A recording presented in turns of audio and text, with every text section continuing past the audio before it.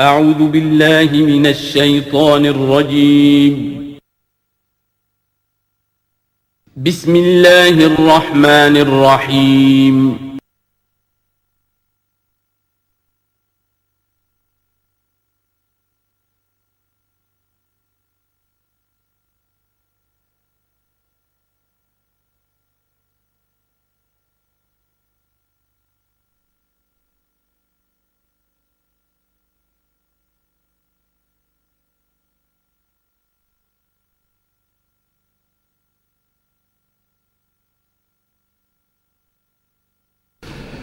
نحمده ونصلي على رسوله الكريم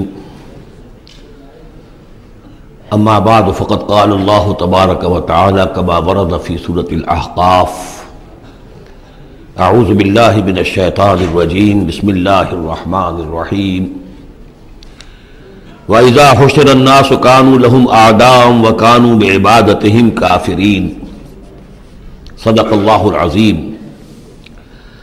ذکر ہو رہا تھا اس سورہ مبارکہ کی پچھلی آیات میں کہ ان سے بڑھ کر زیادہ گمراہ کون ہوگا جو اللہ کے سوا ایسی ہستیوں کو پکار رہے ہیں جو نہ ان کی دعا سنتے ہیں نہ دعاؤں کو قبول کر سکتے ہیں قیامت تک، بلکہ وہ ان کی دعاؤں سے غافل ہیں، انہیں معلوم ہی نہیں ہے۔ وَإِذَا حُشِرَ النَّاسُ جب لوگوں کو جمع کیا جائے گا كَانُوا لَهُمْ أَعْدَاءً وہ ان کے دشمن بن جائیں گے کہ تم نے ہمیں شرمسار کیا، ہماری شرمندگی کا تم سبب بن گئے، تم نے ہمیں اللہ کا مد مقابل بنا دیا۔ جیسے کہ حضور صلی اللہ علیہ وسلم نے ایک صحابی کو ٹوک دیا، وہ اپنے کسی گفتگو کے انداز میں، اور ظاہر بات ہے کہ ان کی نیت تو وہ نہیں تھی کہ حضور کو اللہ کے برابر کر دیں، لیکن الفاظ ایسے ان کی زبان سے نکلے ما شاء اللہ و ما شئت، جو اللہ چاہے اور آپ چاہیں، اسی پر ٹوک دیا حضور نے اجعلتنی للہ ندًا، کیا تم نے مجھے اللہ کا مد مقابل بنا دیا ہے؟ مشیت صرف اللہ کی ہے۔ تو یہ اولیاء اللہ، یہ فرشتے، یہ پیغمبر، اگر انہیں آپ نے اللہ کے برابر بنا دیا، ان کو پکار رہے ہیں، ان سے دعائیں کر رہے ہیں، تو یہ تو گویا کہ ان کے لیے شرمندگی کی بات ہوگی اللہ کے سامنے، تو وہ دشمن بنیں گے۔ وَإِذَا حُشِرَ النَّاسُ كَانُوا لَهُمْ أَعْدَاءً وَكَانُوا بِعِبَادَتِهِمْ كَافِرِينَ اور وہ تو ان کی عبادت کا انکار کریں گے۔ وَإِذَا تُتْلَىٰ عَلَيْهِمْ آيَاتُنَا بَيِّنَاتٍ اور جب انہیں سنائی جاتی ہیں پڑھ کر ہماری آیات بینات، قَالَ الَّذِينَ كَفَرُوا لِلْحَقِّ لَمَّا جَاءَهُمْ تو یہ کافر کہتے ہیں اس حق کے بارے میں جو ان کے پاس آیا ہے، هَذَا سِحْرٌ مُبِينٌ یہ تو کھلا جادو ہے۔ ام یقولون افتراہ سے گھڑ لیا ہے، یعنی محمد صلی اللہ علیہ وسلم نے یہ قرآن خود تصنیف کیا ہے۔ قُلْ إِنِ افْتَرَيْتُهُ فَلَا تَمْلِكُونَ لِي مِنَ اللَّهِ شَيْئًا اے نبی ان سے کہہ دیجئے کہ اگر میں نے یہ گھڑ کر اللہ کی طرف منسوب کیا ہوتا تو تم مجھے اللہ کے پکڑ سے کچھ بھی نہیں بچا سکتے۔ یہ مضمون آئے گا آخری پارے میں، لو تقول علینا بعض الاقاویل، بلکہ 29ویں پارے میں لاخذناہ بالیمین ثم لقطعنا منہ الوتین، کہ اگر بالفرض خدا نہ خواستہ اگر محمد صلی اللہ علیہ وسلم کوئی چیز گھڑ کر ہماری طرف منسوب کر دے تو ہم ان کا داہنا ہاتھ پکڑیں گے اور پھر ان کی رگے جان کو کاٹ دیں گے۔ ظاہر بات ہے کہ یہ صرف اس میں جو غصہ ہے وہ ان لوگوں پر ہے جو کہہ رہے تھے۔ ہوا عالم بما تفیضون فیہ اللہ تعالیٰ خوب جانتا ہے جن چیزوں میں تم لگے ہوئے، جو کچھ تم کہہ رہے ہو، جو تمہارا ظاہری قول ہے اس کو بھی جانتا ہے اور جو تمہارے دل میں چھپا ہوا اسے بھی جانتا ہے۔ کفا بہ شہیدا بینی و بینکم اور وہ کافی ہے بطور گواہ میرے اور تمہارے مابین، وہ جانتا ہے کہ میں اس کا رسول ہوں، اس نے میرے پاس وحی بھیجی ہے۔ وہو الغفور الرحیم اور وہ بخشنے والا ہے، رحم فرمانے والا۔ قل ما کنت بدعا من الرسل اے نبی ان سے یہ بھی کہیے کہ میں کوئی نیا نویلا رسول تو نہیں ہوں، کوئی پہلا رسول ہی تو نہیں ہوں میں کہ مجھ سے پہلے کوئی رسول آئے نہ ہوں۔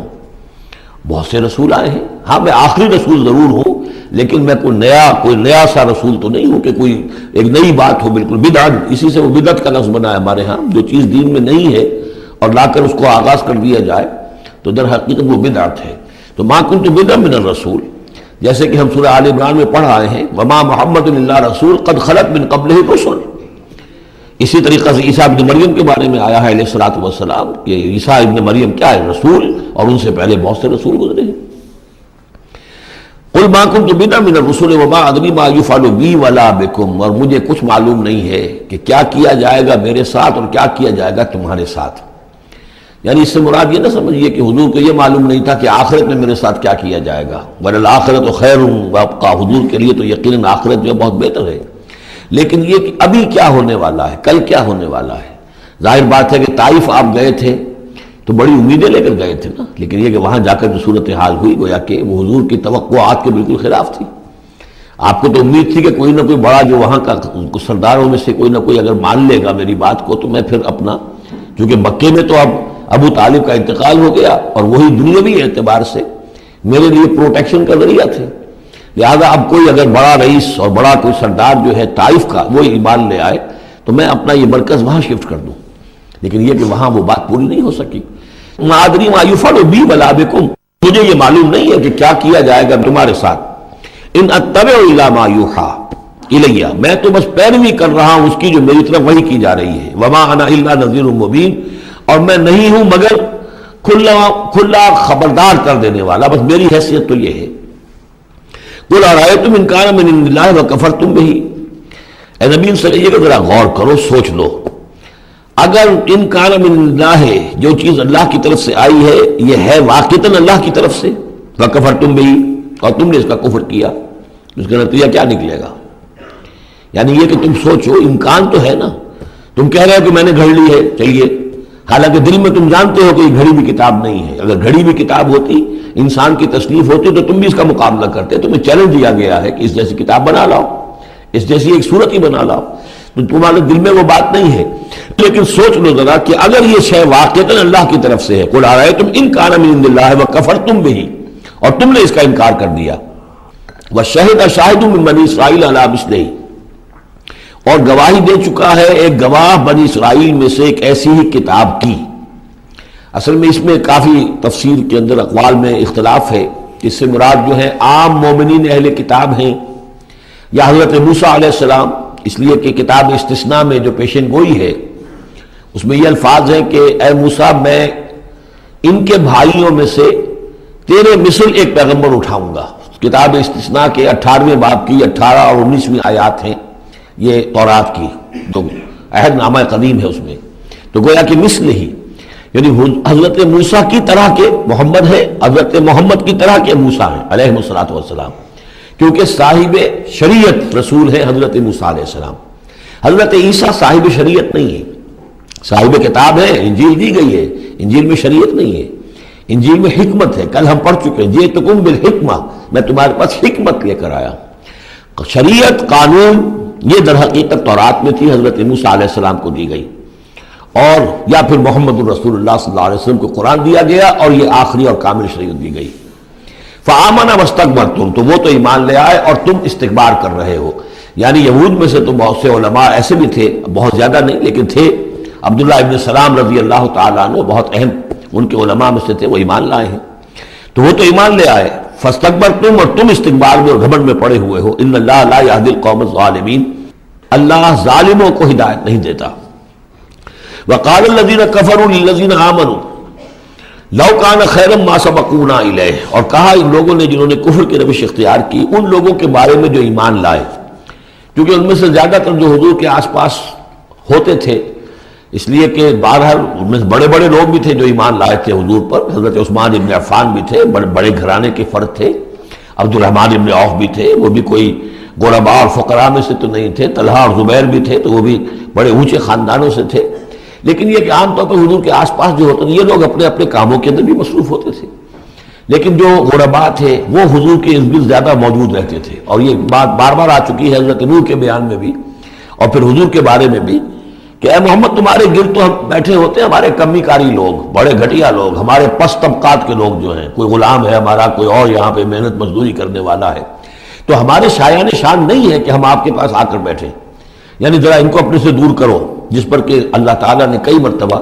یہ فرمایا کہ اے نبی آپ ان کی بات پر نہ جائیے، اور کہیں ان اہل ایمان کو کہ جو صبح و شام اللہ کو پکارتے ہیں اور اللہ کی رضا جوئی میں لگے ہوئے ہیں، ان کو کہیں آپ اپنے سے دور نہ کر دیں، اگر ایسا آپ کریں گے تو یہ ظلم ہو جائے گا۔ لیکن بہرحال ان کا کہنا یہ تھا کہ اگر یہ لوگ جو ہیں اگر واقعتاً یہ خیر ہوتا، لو کان خیرا ما سبقونا، اگر یہ واقعتاً خیر ہوتا قرآن اور یہ دین، تو یہ لوگ جو ہے یہ اس میں سبقت نہ کرتے ہم سے، بڑے ہم ہیں، سمجھدار ہم ہیں، دانشور ہم ہیں، ایلیٹ آف دی سوسائٹی ہم ہیں، تو ہم نے تو پیش قدمی کی نہیں ہے، لیکن یہ لوگ پیش قدمی کر رہے ہیں، تو اس کا مطلب ہے کہ یہ بات بھی گھٹیا ہی ہے جو تم پیش کر رہے ہو، جس کو گھٹیا قسم کے لوگ قبول کر رہے ہیں۔ یہ طنز ہے اس میں چھپا ہوا۔ وقال الذين كفروا للذين آمنوا لو كان خيرا ما سبقونا وإذ لم يهتدوا به فسيقولون هذا إفك قديم، اور جب یہ اس قرآن کے ذریعے سے ہدایت نہیں پا رہے تو کہتے ہیں کہ یہ تو گھڑی ہوئی چیز ہے، افک ہے، پرانی شے ہے۔ ومن قبلہ کتاب موسیٰ اماما و رحمہ، حالانکہ اس سے پہلے موسیٰ کی کتاب موجود تھی اور اب بھی ہے، اماما و رحمہ، وہ بھی رہنمائی کرنے والی ہے اور رحمت ہے۔ وہذا کتاب مصدق لسانا عربیا، اور یہ کتاب نازل ہوئی ہے اس کی تصدیق کرتے ہوئے، یعنی تصدیق دونوں معنی میں، ایک تو کہ قرآن تصدیق کرتا ہے کہ تورات اللہ کی کتاب تھی، اللہ کی کتاب ہے، اگرچہ اس میں تحریف کر دی گئی ہے لیکن بہرحال اللہ کی کتاب تھی۔ انا انزلنا التوراۃ فیہا ھدی و نور، ہم نے تورات نازل کی تھی، اس میں ہدایت بھی تھی، نور بھی تھا۔ پھر انجیل کے بارے میں فیہا ھدی و نور، قرآن دونوں کی تصدیق کرتا ہے۔ دوسرا یہ کہ تورات میں اور انجیل میں جو پیشین گوئیاں تھیں ان کا مصداق بن کر قرآن آیا ہے، تو قرآن مصدق ہے لسانا عربیا، اور بڑی ہی عمدہ فصیح بلیغ عربی زبان میں ہے، لینذر الذین، تاکہ خبردار کر دیں ان لوگوں کو ظلموا، جنہوں نے کہ کفر کی روش اختیار کی، خبردار کر دینے کی ذمہ داری ہے۔ اور اسی لیے یہ جو آسان زبان میں ہم نے اس کو اتارا ہے تاکہ ہر شخص تک یہ بات پہنچ جائے۔ وَبُشْرَىٰ لِلْمُحْسِنِينَ، اور جو ایمان اور اسلام اور احسان کی روش اختیار کریں ان کے لیے یہ بشارت بن جائے۔ ان الذين قالوا ربنا الله ثم استقاموا فلا خوف عليهم ولا هم يحزنون، یقیناً وہ لوگ، یہ وہی الفاظ آگئے جو سورہ حمیم سجدہ میں آئے تھے، جنہوں نے کہا ہمارا رب اللہ ہے پھر اس پر جم گئے۔ اور میں نے عرض کیا تھا، وہ پھر دوبارہ عرض کر رہا ہوں کہ استقامت میں قیامت مضمر ہے۔ جنہوں نے کہا ہمارا رب اللہ ہے پھر اس پر جم گئے، یعنی پھر راضی برضائے رب رہنا، اسی پر توکل کرنا، اسی کی رضا جوئی کو اپنی زندگی کا مقصد بنانا، پھر اس کی اطاعت کرنا، اس کے احکام کی پابندی کرنا، اور اس کے جملہ جو بھی اس نے ذمہ داریاں عائد کی ان کو پورا کرنے کے لیے تن من دھن لگا دینا، یہ سب استقامت میں شامل ہے۔ استقامت کے معنی کیا ہے؟ جیسے کہ میں نے آپ کو بتایا تھا کہ حضور سے ایک صاحب نے یہ پوچھا، بلکہ کہا، فرمائش کی کہ مجھے تو کوئی ایک بات ایسی بتا دیجئے جس سے میں پلے باندھ لوں، میں زیادہ لمبی چوڑی باتیں نہیں سمجھ سکتا۔ حضور نے فرمایا، قل آمنت باللہ ثم استقم، کہو کہ میں ایمان لایا اللہ پر، پھر جم جاؤ، ٹھک جائے تمہارا دل اس کے اوپر کہ واقعتاً پالن ہار وہی ہے، پروردگار وہی ہے، حاجت روا وہی ہے، مشکل کشا وہی ہے، اور وہ ہماری دعاؤں کا سننے والا وہی ہے۔ پھر یہ کہ اسی کے لیے انسان ہمتاً اپنے آپ کو وقف کر دے، ان صلاتی و نسکی و محیای و مماتی للہ رب العالمین۔ ان الذین قالوا ربنا اللہ ثم استقاموا فلا خوف علیہم ولا هم یحزنون، یہ استقامت والے جو ہی تو اولیاء اللہ ہو گئے نا۔ پھر جیسے کہ ہم نے سورہ یونس میں پڑھا تھا، الا ان اولیاء اللہ لا خوف علیہم ولا هم یحزنون الذین آمنوا وکانوا یتقون، جو ایمان لائے اور اس پر مستقیم ہو گئے، قائم ہو گئے، جازم ہو گئے، اور وہی تو اللہ کے ولی ہیں، وہی اللہ کے دوست ہیں۔ ان کے لیے نہ کوئی خوف ہے نہ وہ کسی حزن سے دوچار ہوں گے۔ اولئک اصحاب الجنت خالدین فیہا، وہ جنت والے لوگ ہیں، اس میں رہیں گے ہمیشہ ہمیش، جزاء بما کانوا یعملون، اور یہ جزا ہوگا ان کے اعمال کا۔ یہ بات کئی دفعہ میں نے واضح کی ہے کہ بندے کو یہ سمجھنا چاہیے، اور یہی بندے کہیں گے جنت میں داخل ہونے کے بعد بھی کہیں گے اللہ کے نیک بندے، کہ ہماری یہ طاقت نہیں تھی، صلاحیت نہیں تھی کہ ہم اپنے بل پر اور اپنے اعمال کے بل پر یہاں جنت میں داخل ہو سکتے، یہ اللہ کا فضل ہے۔ الحمدللہ الذی ہدانا لہذا وما کنا لنہتدی لولا ان ہدانا اللہ، کل شکر اس اللہ کا جس نے ہمیں یہاں داخل کیا اور ہمیں پہنچا دیا یہاں تک ہماری رہنمائی فرما دی، اور ہم ہرگز ہدایت نہ پا سکتے اگر اللہ ہی ہمیں ہدایت نہ دیتا۔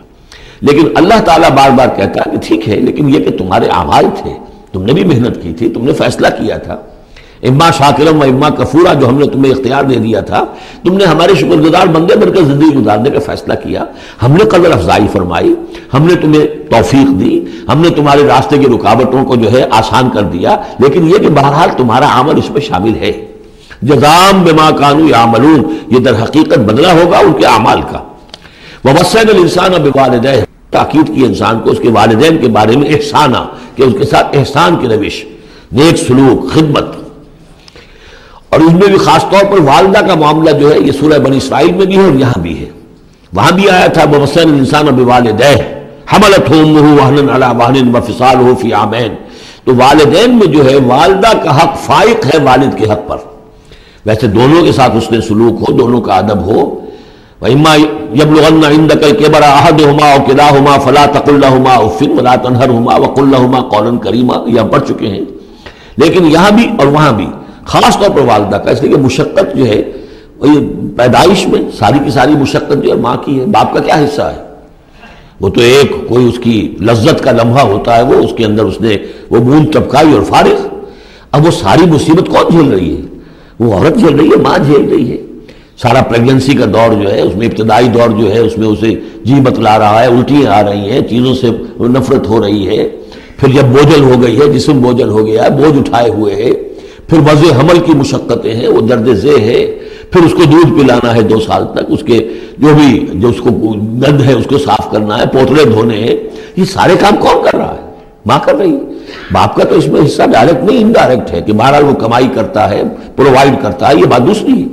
لیکن جو مشقت ماں کی ہے، اسی لیے حدیث میں آتا ہے کہ ایک صحابی نے حضور سے سوال کیا کہ میرے حسن سلوک کا سب سے اولین مستحق کون ہے؟ آپ نے فرمایا تمہاری والدہ. انہوں نے پوچھا پھر ان کے بعد کون؟ فرمایا پھر تمہاری والدہ. تیسری مرتبہ پھر کون؟ حضور پھر والدہ تمہاری. چوتھی مرتبہ جب اس نے پوچھا ان کے بعد کون، تو آپ نے فرمایا تمہارے والد. یعنی والدہ کا حق جو ہے وہ والد کے حق پر، یہ ہے اخلاقی حق. قانونی حق والد کا زیادہ ہے، اگر سیپریشن ہو جائے گی تو اولاد والد کی ہے، قانونی حق اس کا زیادہ ہے. لیکن اخلاقی حق، خدمت کا حق، اور جنت جس کے پاؤں تلے ہے وہ باپ نہیں ماں ہے. جنت جو ہے وہ تو اس کے قدم تلے تحت اقدام الامہات. اس حوالے سے اخلاقی مقام جو ہے وہ عورت کا زیادہ ہے، ماں کا زیادہ ہے. فرمایا حملتہ امہ کرہا ووضعتہ کرہا، اس کی ماں نے اسے اٹھائے رکھا اپنے پیٹ میں تکلیف جھیل کر، اور پھر اس کو وضع حمل ہوا، اس کو جنا تکلیف کے ساتھ. وحملہ وفصالہ 30 شہرا، اور اس کا یہ حمل اور پھر دودھ پلانا یہ لگ بھگ جو ہے 30 مہینے ہوتے ہیں.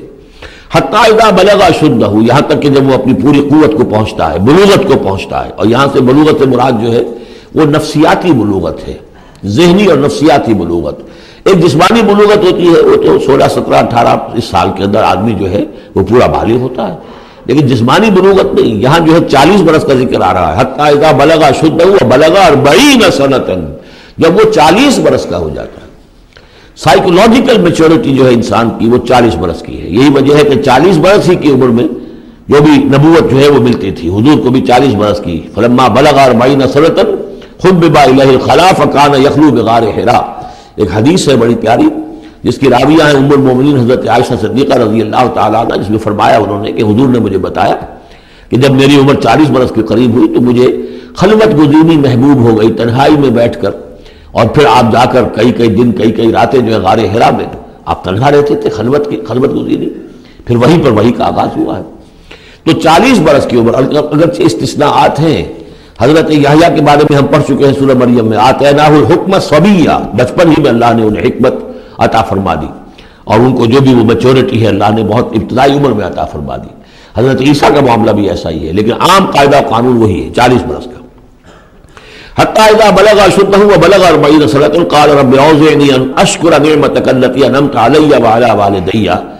تو وہ کہتا ہے کہ میرے پروردگار مجھے اس کی میری قسمت یہ بنا دے، یہ میرا نصیب فرما دے، مجھے اس کی توفیق دے کہ میں شکر ادا کر سکوں تیرے انعامات کا جو مجھ پر ہوئے اور میرے والدین پر ہوئے. وان اعمل صالحا ترضاہ، اور یہ کہ میں ایسے عمل کروں اچھے جو تجھے پسند آئیں، جنہیں تو پسند کرے. واصلح لی فی ذریتی، اور پھر یہ کہ میرے لیے میری اولاد کے لیے بھی، اولاد میں بھی میرے لیے بہتری پیدا کر دے. ایک تو یہ ہوتا ہے کہ اصلح لی ذریتی، میری اولاد کو کی اصلاح کر دے، انہیں صالح بنا دے. لیکن یہاں پہ انداز جو ہے دیکھیے اصلح لی فی ذریتی، اس لیے کہ اولاد صالح ہوگی تو اس کا فائدہ مجھے بھی پہنچے گا. اس لیے کہ اگر اولاد جو ہے وہ صالح ہے اور نیک ہے تو اس سے یقیناً انسان جو ہے وہ دعائیں کریں گے، استغفار کریں گے، اور ان کے جو اعمال صالحہ ہیں، چونکہ باپ نے کوئی تربیت اچھی دی تھی تو ان کے اعمال صالحہ سے بھی اس کے اپنے حساب کے اندر بھی دراج ہوتا رہے گا نیکیوں کا. تو اصلح لی فی ذریتی، میری ذریت میں، میری نسل میں میرے لیے اصلاح فرما دے، یعنی ان کی اصلاح فرما جس سے کہ خود مجھے بھی فائدہ پہنچے. اسی بالکل یہی مفہوم ہے کہ جو ہم نے سورہ الفرقان میں پڑھا ہے، وَجَعَلْنَا لِلْمُتَّقِينَ إِمَامًا، مراد یہ کہ ہماری اولاد کو متقی بنا، تاکہ ان کی جو ہم از خود ان کے آگے چلنے والے ہیں، ان کے امام ہیں، وہ ہمارے فالوورز ہیں، ہمارے پیچھے چلنے والے ہیں، اور قیامت میں ایسا ہوگا حشر میں آدمی اٹھیں گے اور ان کے پیچھے ان کی نسلیں چلی آ رہی ہیں، تو ہمارے پیچھے آنے والے ہیں وہ نیک ہوں، متقی ہوں۔ وَأَصْلِحْ فِي ذُرِّيَّتِي إِنِّي تُبْتُ إِلَيْكَ، میں تیری جناب میں توبہ کرتا ہوں، رجوع کرتا ہوں، وَإِنِّي مِنَ الْمُسْلِمِينَ، اور یقیناً میں تیرے فرما برداروں میں سے ہوں۔ أُولَٰئِكَ الَّذِينَ نَتَقَبَّلُ عَنْهُمْ أَحْسَنَ مَا عَمِلُوا، یہ وہ لوگ ہیں جن سے ہم ان کے بہترین اعمال قبول فرمائیں گے، وَنَتَجَاوَزُ عَنْ سَيِّئَاتِهِمْ، اور اگر کوئی خطائیں ہوں گی، کوئی چیز ان کے اندر کمزوری کا پہلو بھی ہوگا، ہم اس سے درگزر فرمائیں گے۔ فی اصحاب الجنہ، اور پھر یہ اصحاب الجنہ میں ہوں گے، جنت والوں میں شامل ہو جائیں گے۔ وعدہ الصدق الذی کانوا یوعدون، یہ سچا وعدہ ہے جس کا کہ ان سے وعدہ کیا جاتا تھا۔ اب اس کے برعکس سے کردار ہے، یہ تو یہ کہ ایک صالح بیٹا ہے، اور وہ جب اپنی پوری میچورٹی کو پہنچا ہے اور بلوغ کو پہنچا ہے نفسیاتی اور ذہنی اعتبار سے، تو اس کا طرز عمل تو یہ ہے جو آگے ہے، رب اوزعنی ان اشکر نعمتک التی انعمت علی وعلی والدی وان اعمل صالحا ترضاہ واصلح لی فی ذریتی۔ ایک دوسرا برعکس کردار ہے، والذی قال لوالدیہ اف لکما اتعداننی ان اخرج وقد خلت القرون من قبلی، اور وہ شخص جو اپنے والدین سے کہتا ہے، والدین مسلمان ہیں لیکن بیٹا آوارہ ہو گیا ہے یا ذہنی طور پر جو ہے وہ گمراہ ہو گیا ہے، وہ نہ آخرت کو مان رہا ہے نہ اللہ کو مان رہا ہے، کسی اور رخ پہ جا رہا ہے، تو وہ اپنے والدین سے کہتا ہے اف لکما، میں بڑا بیزار ہوں آپ سے، یہ کیا آپ لوگوں نے ڈھکوسلے تراش رکھے ہیں، یہ کیا آخرت واخرت کی آپ مجھے دھمکی دیتے رہتے ہیں۔ اتعداننی، کیا آپ مجھے اس بات سے ڈراتے ہیں، وعدہ دیتے ہیں، دھمکاتے ہیں، ان اخرجا، کہ مجھے نکالا جائے گا، دوبارہ زندہ کیا جائے گا، وقد خلت القرون من قبلی، مجھ سے پہلے نہ معلوم کتنی نسلیں بیت چکی ہیں، ہزارہا لوگ نسل بعد نسل ختم ہو چکے ہیں، تو میں تو ان باتوں کو ماننے والا نہیں ہوں، یہ آپ کے ڈھکوسلے ہیں، یہ پرانی باتیں ہیں، دقیانوسی باتیں ہیں۔ وہما یستغیثان اللہ ویلک آمن، اور وہ دونوں ماں باپ جو ہے بیچارے وہ نیک، وہ دعائی دے رہے ہیں اللہ کی کہ اللہ کے بندے، ویلک، تباہی ہو تیری، خرابی ہو تیری، آمن، ایمان لا، مان ان باتوں کو، ان وعد اللہ حق، یقیناً اللہ کا وعدہ سچا ہے۔ فیقول ما ھذا الا اساطیر الاولین، وہ کہتا ہے نہیں میں نہیں مانتا، نہیں یہ تو نقلیں ہیں، پرانی کہانیاں ہیں جو پچھلوں سے نقل ہوتی چلی آ رہی ہیں۔ اولئک الذین حق علیہم القول، یہ وہ لوگ ہیں کہ جو جن پر اللہ کی بات سچی ہو گئی، یعنی مستحق ہو گئے اللہ کے کلمہ عذاب کے، فی امم قد خلت من قبلہم، اور انہی قوموں کے اندر وہ بھی پھر شامل کر دیے جائیں گے جو ان سے پہلے گزر چکی ہیں، من الجن والانس، جنات میں سے بھی اور انسانوں میں سے بھی، انہم کانوا خاسرین، یقیناً وہی لوگ ہیں خسارے والے، برباد ہونے والے۔ وَلِكُلٍّ دَرَجَاتٌ مِّمَّا عَمِلُوا، اور سب کے لیے درجے اور مقامات معین ہوں گے ان کے اعمال کے اعتبار سے۔ وَلِيُوَفِّيَهُمْ، اور تاکہ اللہ تعالیٰ پورا ان کے اعمال، وَلِيُوَفِّيَهُمْ أَعْمَالَهُمْ وَهُمْ لَا يُظْلَمُونَ، پورا ان کو دے دے گا ان کے اعمال کا بدلہ، اور ان پر کوئی ظلم نہیں ہوگا، کوئی حق تلفی نہیں ہوگی۔ وَيَوْمَ يُعْرَضُ الَّذِينَ كَفَرُوا عَلَى النَّارِ، اور جس دن کے یہ کافر پیش کیے جائیں گے آگ پر، اور اس وقت ان سے کہا جائے گا اذهبتم طیباتکم فی حیاتکم الدنیا واستمتعتم بها، دیکھو بھائی تم نے اپنے جو مزے لینے تھے، لوٹنے تھے، عیش کرنے تھے، وہ تم دنیا کی زندگی میں کر چکے ہو، تم نے وہاں حرام خوریاں کی، حلال اور حرام کی تمیز کو ختم کیا، تم نے وہاں عیش کیے۔ اذهبتم طیباتکم، اپنی مزے کی چیزیں جو ہے وہ تم لے جا چکے، فی حیاتکم الدنیا، تم اپنی دنیا کی زندگی میں، واستمتعتم بها، اور اس سے تم نے بہت فائدہ اٹھا لیا۔ فَالْيَوْمَ تُجْزَوْنَ عَذَابَ الْهُونِ بِمَا كُنتُمْ تَسْتَكْبِرُونَ فِي الْأَرْضِ بِغَيْرِ الْحَقِّ، تو آج اب تمہیں بہت ہی اہانت آمیز عذاب دیا جائے گا، ذلت کا عذاب، بسبب اس تکبر کے جو تم کرتے رہے ہوئے زمین میں ناحق، وَبِمَا كُنتُمْ تَفْسُقُونَ، اور جو تم نے وہاں پر نافرمانیاں کی ہیں اور ہمارے احکام کو توڑا ہے۔ وَاذْكُرْ أَخَا عَادٍ، اور ذرا تذکرہ کیجئے اخا عاد، قوم عاد کے بھائی کا، یعنی حضرت ہود علیہ السلام، اذ انذر قومہ بالاحقاف، جبکہ انہوں نے اپنی قوم کو خبردار کیا احقاف میں، یہ احقاف کا علاقہ تھا، بالکل جنوبی ساحل جو ہے عرب کا، جزیرہ نما عرب کا، اس کے ساتھ، اور اب وہاں پر بہت ہی سخت قسم کا، وہ بدترین قسم کا صحرا ہے احقاف۔ وقد خلت النذر من بین یدیہ ومن خلفہ، ان سے پہلے بھی ان کے سامنے بھی اور بہت سے خبردار کرنے والے آئے تھے۔ یہ میں نے عرض کیا تھا کہ انبیاء متعدد آ کر پھر آخری کوئی رسول آتا تھا کہ جو پھر آخری اتمام حجت کرتا تھا۔ اللہ تعبدوا الا اللہ، انہوں نے یہی دعوت دی تھی کہ مت پوجو کسی کو سوائے اللہ کے، انی اخاف علیکم عذاب یوم عظیم، مجھے اندیشہ ہے تمہارے اوپر، تمہارے بارے میں کہ ایک بڑے دن کا عذاب تم پر آئے گا۔ قالوا اجئتنا لتافکنا عن آلہتنا، انہوں نے کہا کہ کیا تم اس لیے آئے ہو اے ہود کہ تم ہمیں اپنے معبودوں سے برگشتہ کر دو؟ فاتنا بما تعدنا ان کنت من الصادقین، تو اگر تم سچے ہو تو جس عذاب کی دھمکی ہمیں دے رہے وہ لے آؤ۔ قال انما العلم عند اللہ، انہوں نے کہا کہ اس کا علم تو اللہ کے پاس ہے، کل علم اللہ کے پاس ہے، وہ عذاب آئے گا، کب آئے گا، کس صورت میں آئے گا میں نہیں جانتا، وہ اللہ جانتا ہے۔ وَأُبَلِّغُكُم مَّا أُرْسِلْتُ بِهِ، اور میں تو تمہیں پہنچا رہا ہوں وہ جو اس نے مجھے دے کر بھیجا ہے، جو پیغام اس نے دیا میں پہنچا رہا ہوں، میرا کام انذار ہے، ابلاغ ہے، پہنچا دینا ہے، واضح کر دینا ہے۔ وَلَٰكِنِّي أَرَاكُمْ قَوْمًا تَجْهَلُونَ، لیکن میں دیکھ رہا ہوں کہ تم نے بہت جہالت کی روش اختیار کر لی ہے، بجائے اس کے کہ میری بات پر غور کرو، دیکھو، سوچو، دل میں اترے تو اسے قبول کرو، تم نے تو گویا کہ ادھار کھائے بیٹھے ہو اس کی نفی پر اور اس کو نہ ماننے پر، تو تم جہالت پر اتر آئے ہو۔ فلما رأوه عارضا مستقبل اودیتہم، تو عذاب الہی جب آیا، اس کے آثار جب آئے تو وہ ایک ایسی صورت میں تھے کہ جو ہے کہ بادل آ رہے ہیں، تو جب دیکھا انہوں نے اس کو یعنی عذاب کو، رأوه یہ وہ عذاب کے لیے ضمیر ہے، عارضا کہ اس کو ہم نے ایک امر کی صورت میں بھیجا، مستقبل اودیتہم جو ان کی وادیوں کی طرف چلا آ رہا تھا، سامنے آ رہا تھا۔ قالوا هذا عارض ممطرنا، یہ تو بادل آ گئے، ابر ہے، اب بارش ہوگی، جلتھل ہو جائیں گے، مطر آ رہی ہے۔ بل هو ما استعجلتم به، نہیں یہ تو وہ شے جس کی تم نے جلدی مچائی تھی کہ لے آؤ عذاب اگر لا سکتے ہو۔ ریح فیہا عذاب علیم، وہ ایک جھکڑ تھا جس کے بارے میں آئے گا سورۃ الحاقہ میں کہ سخر علیہم سبع لیال و ثمانیۃ ایام، 7 رات اور 8 دن مسلسل وہ جھکڑ چلا ہے۔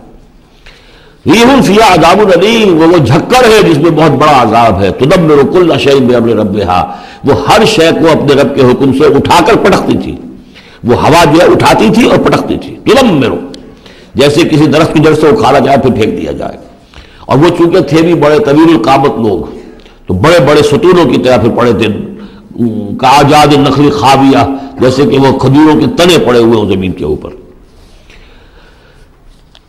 تدبر کل شیء بامر ربھا فاصبحوا لا یری الا مساکنہم، پھر وہ ایسے ہو گئے کہ اب کچھ نظر نہیں آ رہا تھا سوائے ان کے مسکنوں کے، ان کے گھر نظر آ رہے ہیں، ان کی حویلیاں، ان کی بلڈنگیں، لیکن وہاں اس میں بسنے والا اب کوئی نظر نہیں آ رہا۔ کذالک نجزی القوم المجرمین، اسی طرح ہم بدلہ دیا کرتے ہیں مجرموں کی قوم کو۔ وَلَقَدْ مَكَّنَّاهُمْ فِي مَا إِن مَكَّنَّاكُمْ فِيهِ، اب یہاں قریش سے، مکے والوں سے خطاب ہو رہا ہے، ان کو ہم نے جو تمکن عطا کیا تھا زمین میں، جو مال و اسباب دیا تھا، جو طاقت دی تھی، فِي مَا إِن مَكَّنَّاكُمْ فِيهِ، اس میں اتنا تمکن تمہیں ہم نے نہیں دیا، اتنی طاقت تمہارے پاس نہیں ہے۔ ان کی تہذیب، جیسا کہ میں عرض کر چکا ہوں، وہ شداد کا جو شہر تھا، اب اس کے جو ہے باقیات وہ نظر آ چکے ہیں سیٹلائٹس کے ذریعے سے کہ زمین کے نیچے جو ہے بہت گہرے وہ موجود ہیں، جو ان کے اوپر عذاب آیا اور اس کے اوپر لیکن وہ دبے ہوئے موجود ہیں۔ اس کے بڑے بڑے جو ہے ستون جو بنائے تھے انہوں نے، غالباً 30 بڑے بڑے ان کی فصیل کے ساتھ جو ہے پلرز ہیں جن کو گن لیا گیا ہے، اب وہ موجود ہیں۔ یہ ساری نشانیاں اب ایک ایک کر کے ظاہر ہوں گی۔ وَلَقَدْ مَكَّنَّاهُمْ فِي مَا إِن مَكَّنَّاكُمْ فِيهِ، ہم نے وہ چیزیں انہیں دی تھی کہ جو اے قریش تمہیں نہیں دی، ہم نے ان کو تمہیں وہ تمکن نہیں دیا۔ وَجَعَلْنَا لَهُمْ سَمْعًا وَأَبْصَارًا وَأَفْئِدَةً، ہم نے ان کے لیے بھی، ہم نے انہیں سماعت کان بھی دیے تھے، وَأَبْصَارًا آنکھیں بھی دی تھی، افئدہ بھی دیے تھے، دل اور عقل بھی دی تھی۔ فَمَا أَغْنَىٰ عَنْهُمْ سَمْعُهُمْ وَلَا أَبْصَارُهُمْ وَلَا أَفْئِدَتُهُمْ مِنْ شَيْءٍ، تو کچھ کام نہیں آئے ان کے، نہ تو ان کی سماعت، ان کی بصارت، نہ ان کے دل یا عقلیں میں کسی شے میں انہیں نہیں بچا سکے۔ اذ کانوا یجحدون بآیات اللہ، جبکہ وہ انکار کرتے رہے اللہ کی آیات کا۔ وحاق بہم ما کانوا بہ یستہزئون، اور ان کو گھیر لیا اور ان پر الٹ پڑی وہی چیزیں جن کا کہ وہ مذاق اڑایا کرتے تھے۔ وَلَقَدْ أَهْلَكْنَا مَا حَوْلَكُم مِّنَ الْقُرَىٰ، اور ہم نے تو ہلاک کیا ہے بہت سی بستیوں کو جو تمہارے ہی ارد گرد آباد تھیں۔ میں وہ نقشہ بنا کے بھی آپ کو دکھا چکا ہوں کہ یہ تمام جو احقاف یہ گویا کہ مکے کے جنوب مشرق میں تھے، سمود کا علاقہ جو ہے مکے کے شمال میں تھا، اسی شمال کے رخ پر جو ہے پھر وہ مدین کا علاقہ، اور پھر یہ کہ ادھر ڈیڈ سی کے ساتھ ساحل پر، اس کے بھی اب حال ہی میں خبر آئی ہے کہ اس کے بھی جو کھنڈرات وغیرہ ہیں وہ بحیرہ بردار، اس کے اندر پانی کے نیچے وہ موجود ہیں، ابھی ان کی تلاش ہو گئی ہے، وہ معلوم ہو گئے ہیں، انکشاف ہو گیا ہے۔ تو فرمایا وَلَقَدْ أَهْلَكْنَا مَا حَوْلَكُم مِّنَ الْقُرَىٰ، ہم نے بہت سی بستیوں کو، شہروں کو ہلاک کیا جو تمہارے ارد گرد ہی تھی. وصرفنا الآیات لعلہم یرجعون، اور اسی طرح ہم نے پھیر پھیر کر ان کو یہ آیات اپنی سنائی ہے تاکہ وہ رجوع کریں، پلٹیں، لوٹیں. فلولا نصرهم الذین اتخذوا من دون اللہ قربانا آلہہ، تو کیوں نہ مدد کی ان کی ان ہستیوں نے جنہیں انہوں نے اللہ کے سوا سمجھا تھا کہ یہ معبود ہیں جو اللہ کی طرف ہم اللہ سے ہمیں قریب کر دیں گے، ہمیں تقرب الی اللہ کا ہمارا ضرورت ہمیں جو ہے وہ درجے حاصل کر دیں گے، اس کا ذریعہ بن جائیں گے. بل ضلوا عنہم، جب وہ عذاب کا وقت آیا وہ سب گم ہو گئے، ہوا ہو گئے، خواب تھا جو کچھ کے دیکھا، جو سنا افسانہ تھا. وذالک افکہم، یہ تو اصل میں ان کی من گھڑت باتیں تھیں، ان میں حقیقت تو تھی ہی نہیں. وما کانوا یفترون، اور جو کچھ بھی افطرا وہ کر رہے تھے وہ تھا. وَإِذْ صَرَفْنَا، اب وہ واقعہ آ رہا ہے جس کا میں نے آج شروع میں تذکرہ کیا تھا.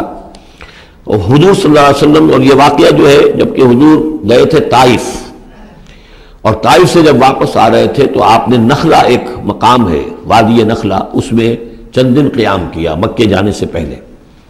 اور چونکہ دل گرفتہ تو بہت تھی جب آپ طائف سے واپس آئے ہیں، طائف میں جو کچھ بیتی تھی وہ آپ کو معلوم ہے. بہرحال وہاں آپ فجر کے وقت ایک روز نماز فجر کی پڑھ رہے تھے اور قرآن مجید پڑھ رہے تھے. اس میں قرآن الفجر ہم پڑھ آئے ہیں، فجر کی نماز میں طویل قرات ہوتی ہے. تو ایک امام، ایک مقتدی. امام تھے حضور صلی اللہ علیہ وسلم، مقتدی تھے حضرت زید بن حارثہ، آپ کے منہ بولے بیٹے، آپ کے آزاد شدہ غلام. اس وقت یہ ہے کہ وہاں سے گزر ہوا کچھ جنوں کی ایک جماعت کا، وہ ٹھہر گئے، ٹھٹک کر کھڑے ہوئے اور وہ سنتے رہے. قرآن حضور پڑھ رہے ہیں، وہ سن رہے ہیں. تو اس پر وہ ایمان لائے اور پھر جا کر اپنی قوم میں انہوں نے فوراً تبلیغ شروع کر دی. تو یہ بات ہمارے لیے بڑی عبرت کی بات ہے کہ جنات کی ایک جماعت نے ایک ہی دفعہ قرآن سنا، ایمان بھی لے آئے اور فوراً مبلغ بن گئے اس کے. لیکن ہم جو ہے سنتے ہیں اور ایک کان سے سن کر دوسرے کان سے نکال دیتے ہیں، ہماری زندگی میں کوئی تبدیلی نہیں آتی. تو بڑا قابل غور ہے یہ مقام قرآن مجید کا. وَإِذْ صَرَفْنَا إِلَيْكَ نَفَرًا مِنَ الْجِنِّ، اور جب کہ ہم نے آپ کی طرف متوجہ کر دیا اے نبی جنوں کی ایک جماعت کو، یستمعون القرآن، کہ وہ قرآن سننے لگے. فلما حضروه، جب وہاں وہ پہنچے، قالوا انصتوا، انہوں نے کہا چپ ہو جاؤ، خاموش رہو، سنو، توجہ سے سنو. اب دیکھیے جو بات قرآن مجید میں آئی ہے وَإِذَا قُرِئَ الْقُرْآنُ فَاسْتَمِعُوا لَهُ وَأَنصِتُوا، معلوم ہوتا ہے کہ یہ وہ ان جنات میں سے تھے کہ جو طبعاً نیک تھے، شریف تھے، اس اعتبار سے ان کے اندر وہ جو مادہ تھا وہ موجود تھا. بلکہ آگے چل کر معلوم ہوگا کہ وہ حضرت موسیٰ علیہ السلام کے ماننے والے تھے. ان پر گویا کہ وہ اہل کتاب جنات تھے. تو انہوں نے جب سنا تو بڑی توجہ کے ساتھ جو ہے وہ سننے لگے اور کہا خاموش ہو جاؤ، سنو توجہ سے. فلما قضی، تو جب وہ آپ کی قرات ختم ہو گئی، وَلَّوْا إِلَىٰ قَوْمِهِمْ مُنذِرِينَ، تو فوراً اپنی قوم کی طرف پلٹے انہیں خبردار کرنے کے لیے. اور کیا کہا انہوں نے؟ قالوا یا قومنا انا سمعنا کتابا انزل من بعد موسیٰ، معلوم ہوا موسیٰ کے ماننے والے تھے. اے ہماری قوم کے لوگوں، ہم نے کتاب سنی ہے جو نازل ہوئی ہے اب موسیٰ کے بعد. کتاب جو نازل ہوئی ہے موسیٰ کے بعد وہ قرآن ہی ہے. اگرچہ ہم مانن کہہ دیتے ہیں عرفاً، وہ انجیل کو بھی کتاب، لیکن کتاب کا لفظ میں نے بارہا آپ کو بتایا ہے کہ شریعت کے لیے آتا ہے. کتاب قوانین کے لیے آتا ہے. کتب علیکم کتب علیکم کتب علیکم، نماز بھی ہے کتابا موقوتا، عدت کے لیے آیا حتیٰ یبلغ الکتاب اجلہ. تو شریعت کے احکام کے لیے جو ہے وہ اصل میں یہ لفظ خاص ہے. تو تورات چونکہ شریعت کی حامل تھی اور قرآن پھر شریعت دوسری جو آئی ہے موسیٰ کی شریعت کے بعد وہ شریعت محمد ہے صلی اللہ علیہ وسلم. ورنہ ظاہر بات ہے کہ ان کے علم میں ہوگا کہ حضرت عیسیٰ بھی آئے اور وہ ایک کتاب تو لائے، لیکن یہ کہ اس میں شریعت نہیں. قالوا یا قومنا انا سمعنا کتابا انزل من بعد موسیٰ مصدقا لما بین یدیہ، اور یہ تصدیق کرتے ہوئے آئی ہے اس کی جو اس کے سامنے موجود ہے، یعنی تورات. یہدی الی الحق، اور یہ رہنمائی کر رہی ہے حق کی طرف. الی طریق مستقیم، اور ایسے راستے کی طرف جو بالکل سیدھا ہے. صراط مستقیم، صراط بھی راستہ، طریق بھی راستہ، سبیل بھی راستہ، سوا سبیل سیدھا راستہ، صراط مستقیم سیدھا راستہ، طریق مستقیم. یا قومنا اجیبوا داعی اللہ، اے ہماری قوم کے لوگوں، اللہ کی طرف پکارنے والے کی پکار پر لبیک کہو، مانو، ایمان لاؤ. وآمنوا بہ یغفر لکم من ذنوبکم، تو ان پر ایمان لاؤ تاکہ اللہ تعالیٰ جو ہے تمہارے گناہوں کو بخش دے. ویجرکم من عذاب علیم، اور تمہیں بچا دے عذاب علیم سے، دردناک عذاب سے. ومن لا یجب داعی اللہ فلیس بموجد فی الارض، اور جو نہیں لبیک کہتا اللہ کی طرف پکارنے والے کی پکار پر، تو تو وہ پھر فلیس بموجد، وہ اللہ تعالیٰ کو ہرا نہیں سکے گا، شکست نہیں دے سکے گا زمین میں، ولیس لہ من دونہ اولیاء، اور نہیں ہوں گے اس کے لیے کوئی ایسے اس کے رفیق اور اس کے پشت پناہ اور مددگار جو اسے اللہ کی پکڑ سے بچا سکے۔ اولئک فی ضلال مبین، یہ لوگ تو گویا کہ کھلی گمراہی کے اندر ہوں گے۔ اب یہ بات جو ہے جیسا کہ میں نے اس کے تو قابل غور ہے ہمارے لیے۔ اب ظاہر بات ہے کہ داعی جب تک نبوت کا سلسلہ جاری تھا وہ اللہ کے نبی ہوتے تھے۔ اب حضور کے بعد اب داعی جو ہوں گے وہ امت میں سے ہوں گے، کوئی اٹھے گا اللہ کا بندہ، پھر دین کی دعوت دے گا، پھر قرآن کی طرف بلائے گا، پھر لوگوں سے کہے گا کہ آؤ چلو اس راستے پر چلو، اللہ کے دین کا راستہ یہ ہے، اقامت دین کی جد و جہد میں لگو، اس کے لیے اپنے تن بندھن لگاؤ، ان صلاتی و نسکی و محیایا و مماتی للہ رب العالمین۔ اب نبی تو کوئی نہیں آئے گا سوائے ان کے جو دجال ہیں، جھوٹے نبی ہیں جنہوں نے دعوے کیے ہیں، وہ تو چھوڑ دیجیے ان کو، لیکن نبی نہیں آنے والا، نبوت کا دروازہ بند ہو چکا، لیکن دعوت اللہ کا دروازہ بند نہیں ہوا ہے، اس کا سلسلہ بند نہیں ہوا، بلکہ اب تو اس امت کے ذمہ بحیثیت مجموعی کو ذمہ داری لگا دی گئی۔ وَكَذَلِكَ جَعَلْنَاكُمْ أُمَّةً وَسَطًا لِتَكُونُوا شُهَدَاءَ عَلَى النَّاسِ وَيَكُونَ الرَّسُولُ عَلَيْكُمْ شَهِيدًا، تمہارے ذمہ ہے۔ كُنتُمْ خَيْرَ أُمَّةٍ أُخْرِجَتْ لِلنَّاسِ تَأْمُرُونَ بِالْمَعْرُوفِ وَتَنْهَوْنَ عَنِ الْمُنكَرِ وَتُؤْمِنُونَ بِاللَّهِ اولم يروا ان اللہ الذي خلق السماوات والارض ولم يعي بخلقهن، کیا انہوں نے دیکھا نہیں، غور نہیں کیا، وہ اللہ جس نے آسمانوں اور زمین کی تخلیق فرمائی اور وہ تھکا نہیں، ہارا نہیں اس سے، ان کی تخلیق سے، یعنی جیسے کہ سورہ قاف میں ہم پڑھیں گے افعینا بالخلق الاول، کیا ہم عاجز آ گئے ایک دفعہ بنانے کے بعد، ہماری ساری جو بھی کریٹو ایکٹیویٹی تھی اور کریٹو پوٹینشیل ہمارا ختم ہو گیا، ایگزاسٹ ہو گیا، ہم دوبارہ نہیں بنا سکتے تمہیں۔ تو لم یا بخلقہن، وہ عاجز نہیں آ گیا ان کی تخلیق سے، اب اس کی جو خلاقی کی قوت ہے وہ ختم نہیں ہو گئی ہے۔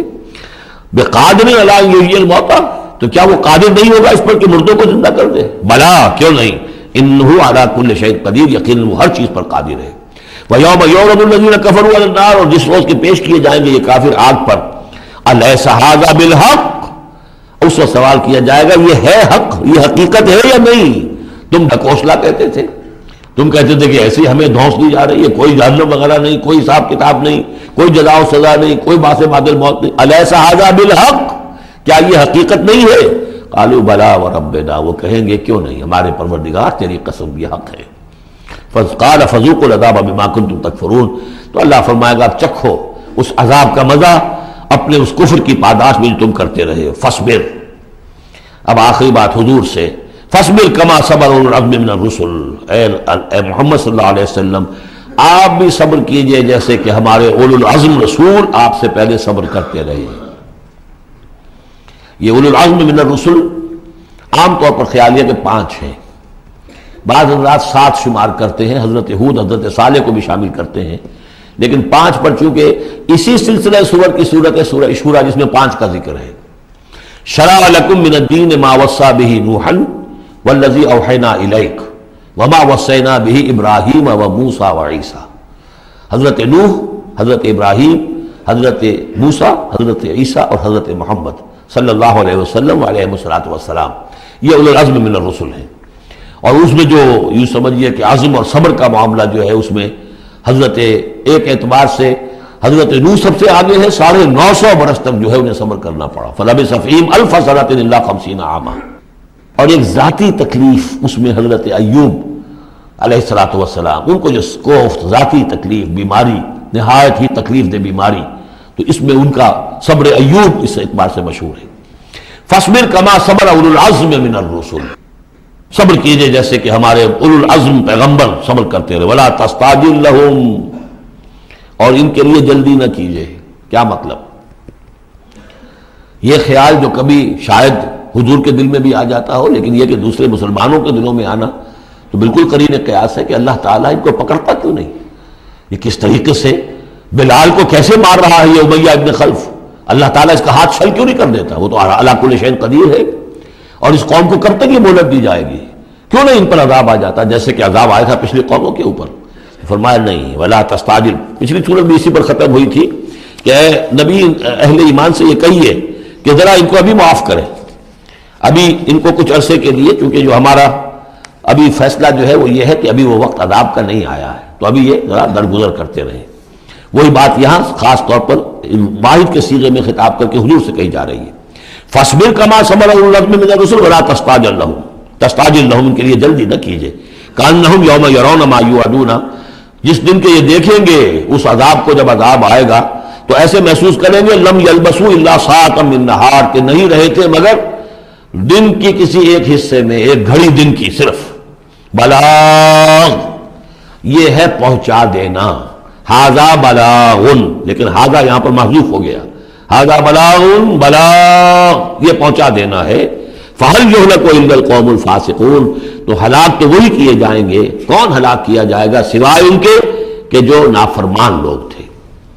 یہاں یہ جو 8 سورتوں کا ایک سلسلہ چلا آ رہا تھا وہ بھی ختم ہوا، اور یہ کہ جو 5واں جو گروپ ہے مکی اور مدنی صورتوں کا، ان میں سے جو مکیات کا سلسلہ ہے وہ ختم ہو گیا، اور یہ 13 صورتیں ہیں، سورہ سبا، فاطر، پھر یاسین، پھر صافات، پھر صاد، اور پھر یہ 8 صورتیں، سورہ زمر، اور پھر مومن، اور پھر حامیم سجدہ، اور شورا، اور زخرف، اور دخان، اور جاسیہ، اور احقاف۔ یہ صورتیں ہیں کہ جہاں مکیات ہیں۔ اب اس کے ساتھ 3 مدنیات ہیں۔ یہ 3 جو مدنیات ہیں ان میں سے 2 صورتیں تو بڑی ہم وزن ہیں اور جوڑے کی شکل میں ہیں، لیکن ایک صورت جو ہے اگرچہ بہت جامع صورت ہے قرآن حکیم کی وہ، لیکن اس کو ہم کہہ سکتے ہیں مضمون کے اعتبار سے کہ وہ سورہ فتح کا ایک ضمیمہ ہے۔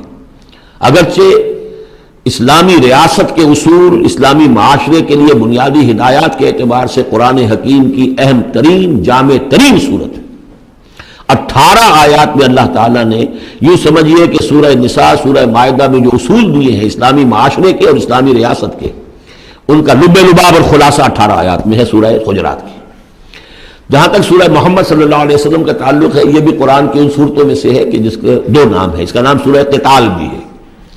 زمانہ نزول جو ہے یہ غزوہ بدر سے متصلاً قبل نازل ہوئی ہے، یعنی سورہ بقرہ ہی کا ضمیمہ اس کو سمجھنا چاہیے۔ سورہ بقرہ ہے، اکثر وہ آیات جو نازل ہوئی ہیں ہجرت کے بعد سے لے کر اور غزوہ بدر تک، ایک تو ان کا بڑا مجموعہ ہے جو 40 رکوعوں پر مشتمل ہے، وہ تو سورہ بقرہ ہے، لیکن اس کو علیحدہ رکھا گیا ہے، اگرچہ ہے اسی سلسلے کے اندر، اور اس کے علیحدہ رکھنے کا میں بیان کروں گا کہ سبب کیا ہے۔ تو گویا کہ اس کو ایک طرح سے سمجھیے کہ زمانہ نزول کے اعتبار سے یہ سورہ بقرہ کا ضمیمہ ہے، غزوہ بدر سے قبل نازل ہوئی۔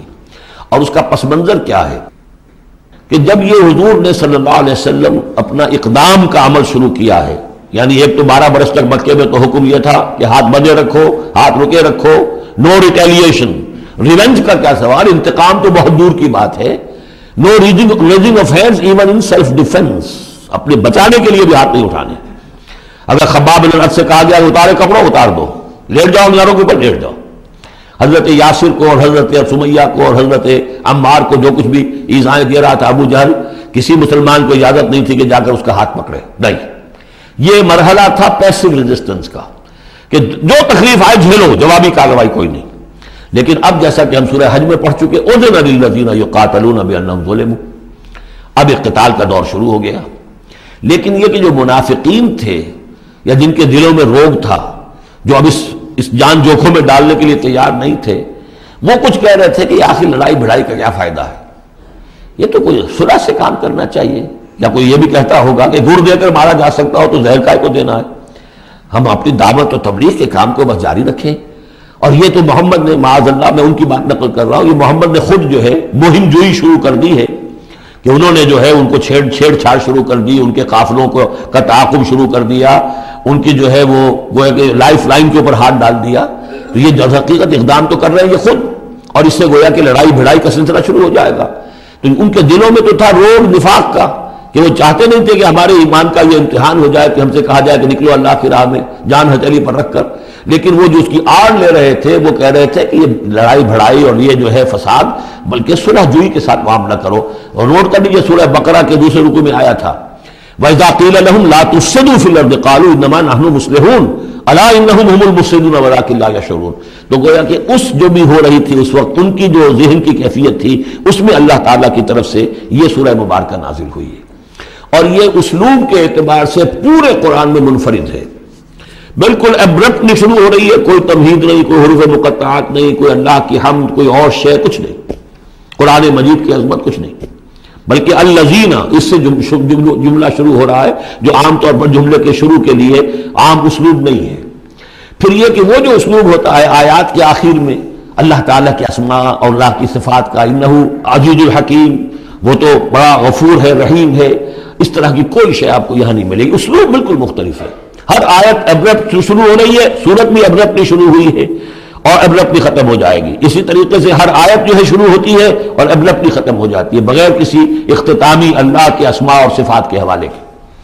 باقی اس میں اور سورہ جو اگلی سورت ہے سورہ فتح، اس میں کیا ترتیب ہے وہ یہ ہے کہ حضور کی انقلابی جد و جہد کا جو آخری مرحلہ تھا، یعنی قتال، عام کانفلکٹ، اس سے متصلاً قبل یہ سورہ محمد نازل ہو رہی ہے، اور اس کا جو اختتام ہو رہا تھا اور اللہ تعالیٰ کی طرف سے جو فتح آئی ہے اس کی تمہید ہے سورہ حدیبیہ، انا فتحنا لک فتحا مبینا.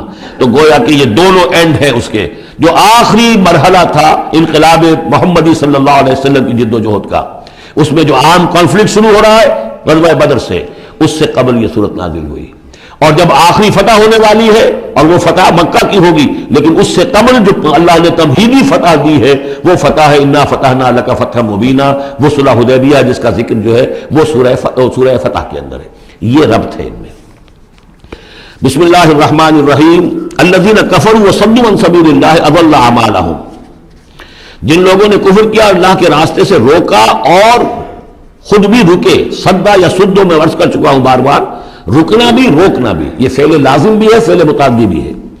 جنہوں نے کفر کیا خود بھی رکے اور دوسروں کو بھی روکا اللہ کے راستے سے، اللہ نے ان کی ساری جد و جہد کو ضائع کر دیا. اضل اعمالهم. ان کی ساری کوشش جو تھی اللہ کے دین کے راستے کو روکنے کی، حضور کی دعوت کو کے راستے کو روکنے کی، سب جا چکی، ضائع ہو چکی، اکارت ہو چکی. اور اب یہ قافلہ جو ہے دعوت محمدی کا صلی اللہ علیہ وسلم اور انقلاب نبوی کا، یہ اپنی منزل کی طرف بڑھے گا. وہ آخری درجے میں اب شامل ہونے والا ہے. والذین آمنوا وعملوا الصالحات وآمنوا بما نزل علی محمد وهو الحق من ربهم کفر عنهم سیئاتهم واصلح بالهم. اور اس کے برعکس جو لوگ ایمان لائے، جنہوں نے نیک عمل کیے اور جو ایمان لائے اس شے پر جو نازل کی گئی ہے محمد پر صلی اللہ علیہ وسلم، وهو الحق، اور وہ حق ہے، من ربهم، ان کے رب کی طرف سے، کفر عنہم سیئاتہم، اللہ نے دور کر دیے، معاف کر دیے ان سے ان کی خطائیں، ان کی غلطیاں، واصلح بالہم، اور ان کے حال کو، ان کی کیفیت کو سنوار دیا، بنا دیا، ان کی سیرتیں، ان کے کردار. اب دیکھ لو یہ جو صحابہ کی جماعت جو ہے، ان کی سیرتیں دیکھو، ان کی شخصیتیں دیکھو. اللہ تعالیٰ نے ان کو نکھار کر ان بھٹیوں میں سے گزار کر کے جو مکے میں تھیں، جن میں سے کہ آزمائشوں کی بھٹیوں میں سے نکل کر آئے ہیں، تو کندن ہو چکے ہیں، خالص زر خالص. ذالک بان الذین کفروا اتبعوا الباطل، یہ اس لیے کہ جن لوگوں نے کفر کیا انہوں نے باطل کی پیروی کی، لہذا وہ تو نتیجہ اس کا وہی نکلنا تھا جو نکل رہا ہے. وان الذین آمنوا اتبعوا الحق من ربهم، اور جو لوگ ایمان لائے انہوں نے پیروی کی حق کی جو ان کے رب کی طرف سے آیا ہے.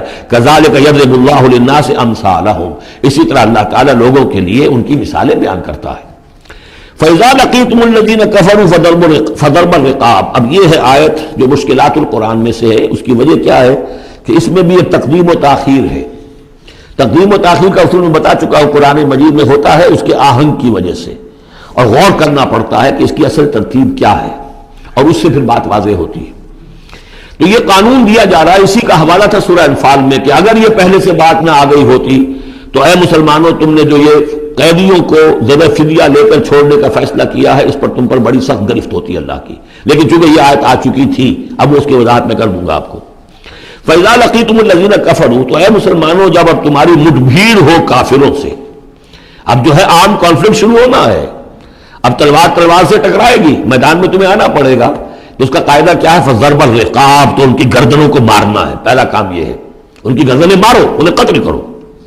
حَتَّى إِذَا أَسْخَنْتُمُوهُمْ، یہاں تک کہ جب تم ان کو اچھی طریقے سے کچل دو، ان کی طاقت ختم ہو جائے. فَشُدُّوا الْوَثَاقَ، پھر تم ان کو قیدی بنا سکتے ہو، پھر باندھو ان کو مضبوطی کے ساتھ. فَإِمَّا مَنًّا بَعْدُ وَإِمَّا فِدَاءً حَتَّى تَضَعَ الْحَرْبُ أَوْزَارَهَا، اور پھر چاہے تو انہیں اس کے بعد جو ہے تم چھوڑ سکتے ہو احسان رکھ کر، بغیر فدیہ لیے، اور وَإِمَّا فِدَاءً، یا فدیہ لے کر. حَتَّى تَضَعَ الْحَرْبُ أَوْزَارَهَا، یہاں تک کہ جنگ جو ہے وہ اپنے ہتھیار رکھ دے، ڈال دے. اس میں ہے اصل میں تقدیم و تاخیر. یہ پہلے ہے حَتَّى إِذَا أَسْخَنْتُمُوهُمْ فَشُدُّوا الْوَثَاقَ حَتَّى تَضَعَ الْحَرْبُ أَوْزَارَهَا فَإِمَّا مَنًّا بَعْدُ وَإِمَّا فِدَاءً. یعنی یہ کہ جب تمہارا مقابلہ کافروں سے ہو تو پہلے مرحلہ یہ کہ ان کی گردنیں مارو، پھر جب ان کی قوت کچھ نہیں جائے پھر تم انہیں قیدی بنا سکتے ہو جب تک کہ جنگ اپنے ہتھیار بالکل رکھ دے۔ اب اس کو سمجھ لیجئے کہ ایک ہوتی ہے بیٹلز، ایک ہوتی ہے وار۔ بدر جنگ تھی لیکن بیٹل کی نوعیت کی تھی، وار تو 6 سال تک چلنی ہے۔ بیٹل آف بدر، بیٹل آف احد، بیٹل آف احزاب، بیٹل آف بنی المصطلق، بیٹل بنا معلوم کتنی بیٹلز ہیں۔ یہ 6 سال تک مسلسل جنگ ہے جس میں کہ تھوڑا سا وقفہ آیا صلح حدیبیہ کی وجہ سے، ورنہ تو جا رہے۔ وار واز کنٹینیوئنگ، وار ابھی ختم نہیں ہوئی ہے، ایک بیٹل ختم ہوئی ہے، ایک مہم ختم ہوئی ہے، ایک لڑائی ختم ہوئی ہے، جنگ تو جاری ہے۔ حتیٰ تضع الحرب اوزارہا، جبکہ وہ جنگ اپنے ہتھیار رکھ دے، یعنی اس درجے وہ دین کا غلبہ ہو جائے کہ اب کوئی ریزسٹنس نہ رہے، تو پھر یہ ہے کہ چاہے تم ان کو چھوڑ دو فدیہ دے کر، اور چاہے تم ان کو ویسے بھی احسان سے بھی چھوڑ دو تو کوئی حرج نہیں، احسان کرو بغیر فدیہ بھی چھوڑ دو تو کوئی حرج نہیں۔ لیکن جب تک کہ ابھی مقابلہ چل رہا ہے اس وقت تک فدیہ لے کر چھوڑ دینے کے معنی کیا ہوئے کہ آپ نے کفر کو تقویت پہنچائی۔ جو آج جنگ کر کے یہاں کرنے کے لیے آئے تھے ان میں سے 70 مارے گئے، اچھا وہ تو کفر کا ایک بازو تو ٹوٹ گیا، لیکن یہ 70 جو تمہاری قید میں آئے تھے اس کو تم نے فدیہ لے کر چھوڑ دیا تو یہ بازو دوبارہ جا کر تم پر حملے کے لیے تیار ہو جائے گا کہ نہیں؟ لیکن چونکہ یہاں پہ اب اس کا معاملہ ججمنٹ کا، واقعتاً دشمن کی قبر کچلی گئی ہے یا نہیں، یہ ہے ججمنٹ کا معاملہ۔ تو حضور نے اگر یہ سمجھا کہ قبر کچھ نہیں گئی ہے تو اس کے اوپر پکڑ نہیں ہو سکتی۔ اجتہاد جو ہے، اجتہاد کا اصول یہ ہے کہ اجتہاد میں مخطی بھی ہو تو اسے اجر ملتا ہے اور مصیب ہو تو دوہرا اجر ہے۔ چونکہ حضور کے اجتہاد پر یہ تھا تو آپ کو اگر چھوڑ دیا گیا تو اما منن بعد و اما فدان، جب یہ آلٹرنیٹو اس کے اندر موجود ہے اس آیت کے اندر کہ اس کے بعد پھر چاہو تو تم بغیر کوئی فدیہ لیے ہوئے احسان بھر کر چھوڑ دو اور چاہے فدیہ لے کر چھوڑ دو، تو حضور نے اس کو استعمال کیا ہے۔ اگرچہ اللہ تعالیٰ کے نزدیک ابھی وہ کچھ بھی نہیں گئی تھی کفر کی طاقت، لہذا یہ قبل از وقت ہے جو اجتہاد ہو گیا ہے۔ اسی لیے کہا کہ اگر یہ آیت نازل نہ ہو چکی ہوتی پہلے تو جو کچھ تم نے کیا ہے، ما کان لنبی ان یکون لہ اسرا حتی یسخن فی الارض، وہی لفظ جو یہاں آیا ہے حتی اذا اسخنتموہم حتی یسخن فی الارض، کسی نبی کے لیے یہ روا نہیں ہے کہ وہ کوئی قیدی بنا لے جب تک کہ زمین میں پوری طریقے سے خوریزی نہ ہو جائے اور کفر کو کچل نہ دیا جائے۔ تریدون عرض الدنیا، تم دنیا کا ساز و سامان چاہتے ہو کہ یہ فدیہ دیں گے رقم آئے گی، واللہ یرید الآخرہ، اللہ کے نگاہوں کے سامنے آخرت ہے۔ اللہ عزیز الحکیم، اللہ عزیز الحکیم ہے۔ لولا کتاب من اللہ سبقا، اگر یہ اللہ کی طرف سے وہ کتاب پہلے آنا چکی ہوتی، حکم، اب یہ کتاب کے معنی پھر وہی حکم ہے یہاں پر، اللہ کی طرف سے پہلے یہ آیت جو ہے جو اس حکم پر مبنی ہے وہ نازل نہ ہو چکی ہوتی، لمسکم فیما اخذتم عذاب عظیم، کہ جو کچھ تم نے لیا ہے اس پر تمہارے اوپر بڑی سخت گرفت ہوتی ہے اللہ کی طرف سے، لیکن چونکہ وہ تھی فَكُلُوا مِمَّا غَنِمْتُمْ حَلَالًا طَيِّبًا، تو جو بھی اب تمہیں غنیمت ملی ہے اسے کھاؤ حلال، اور اس کو حلال اور طیب سمجھتے۔ یہ ہے اس آیت کا مطلب، جب تمہارا مقابلہ ہو دشمنوں سے تو گردنیں مارنا ہے پہلا کام، پھر جب پوری طرح کچل لو، طاقت کچھ نہیں گئی کفر کی، تو پھر قیدی بھی بناؤ، فَشُدُّ الْوَثَاقَ حَتَّى تَضَعَ الْحَرْبُ أَوْزَارَهَا، جب جنگ بالکل ختم ہو جائے اور گویا کہ وہ ہتھیار ڈال دیے جنگ نے، ڈگ ڈال دیے، اب کوئی طاقت نہیں رہی کفر میں، پھر تم چاہو تو ان کو فدیہ لے کر چھوڑ دو، چاہو تو بغیر فدیہ کے بھی چھوڑ دو، کوئی بات نہیں، اب کوئی خطرہ نہیں، اس لیے کہ انقلاب آ چکا اور مستحکم ہو چکا، اب ان کے کیے کچھ نہیں ہوگا۔ حتی تضع الحرب اوزارہا ذلک ولو یشاء اللہ لانتصر منہم، اللہ چاہتا تو خود ہی ان سے بدلہ لے لیتا، ان کفار سے انتقام لے لیتا، ولکن لیبلو بعضکم ببعض، اللہ تعالیٰ چاہتا تو اس 1000 کے لشکر کو آنے واحد میں ختم کر دیتا، لیکن اللہ نے تمہیں موقع دیا، تمہاری آزمائش کی، تمہارے صبر کا امتحان لیا، لیکن اللہ تعالیٰ امتحان لیتا ہے، جانچتا ہے بعض کو بعض کے ذریعے سے، وہ 1000 کے لشکر کے ذریعے سے ان 313 کے استقامت کی، ایمان اور استقامت جو ہے اس کی آزمائش ہو گئی۔ والذین قتلوا فی سبیل اللہ فلن یضل اعمالہم، اور جو لوگ اللہ کی راہ میں قتل ہو گئے تو اللہ تعالیٰ ان کے اعمال کو ضائع کرنے والا نہیں ہے، ان کے سارے اعمال کا بھرپور اجر انہیں مل جائے گا۔ سیہدیہم ویصلح بالہم، اللہ تعالیٰ ان کو راہ دے گا، پہنچا دے گا، جنت تک پہنچا دے گا، اور ان کے جو معاملہ ہوگا وہاں پہ ان کے احوال بہت اعلیٰ ہوں گے، بہت عمدہ ہوں گے۔ وَيُدْخِلُهُمُ الْجَنَّةَ عَرَّفَهَا لَهُمْ، اور داخل کرے گا انہیں اس باغات میں جو پہلے ہی انہیں پہچنوا دی ہے، بتا دیا ہے کہ اس جنت میں کیا کچھ ہوگا، وہ تو ہم بتا چکے ہیں قرآن کے اندر، اس جنت میں داخل کرے گا۔ یا ایھا الذین آمنوا ان تنصروا اللہ ینصرکم ویثبت اقدامکم، اہل ایمان اگر تم اللہ کی مدد کرو گے تو اللہ تمہاری مدد کرے گا اور تمہارے قدموں کو جما دے گا۔ یہ بہت اہم قانون ہے اللہ کا، تم اللہ کی مدد کرو گے تو اللہ مدد کرے گا۔ تم اللہ کے دشمنوں سے پینے بڑھاؤ، دوستیاں کرو، ان کی وفاداریوں کے دم بھرو، انہیں اپنا سرپرست سمجھو، انہیں اپنا حمایتی اور مددگار سمجھو، اور ساتھ ہی دعا کرو تو دعائے قنوت نازلہ چاہے سال بھر کرتے رہو گے، اللہ نہیں سنے گا تمہاری دعا۔ ڈھاکہ گیا، مشرقی پاکستان گیا، بدترین شکست آ گئی، قنوت نازلہ مکے میں بھی اور مدینے میں بھی پڑھے جا رہے تھے اور پورے پاکستان میں پڑھے جا رہے تھے، اللہ نے نہیں سنی۔ تمہاری دوستیاں کس سے؟ اللہ سے تو ہے نہیں۔ اللہ کے خلاف تو اعلان جنگ ہے، تمہاری ساری معیشت سود پر چل رہی ہے۔ تم نے اللہ کے باغیوں کو دوست بنایا ہوا، انہیں اپنا سرپرست سمجھتے ہو، انہیں کی مدد پر تمہارا جو ہے سارا سہارا بھروسہ ہے۔ آ رہا تھا کوئی جہاز چل کر امریکہ کا، وہ تو نہیں آیا، تو اللہ کیوں سنے گا تمہاری بات؟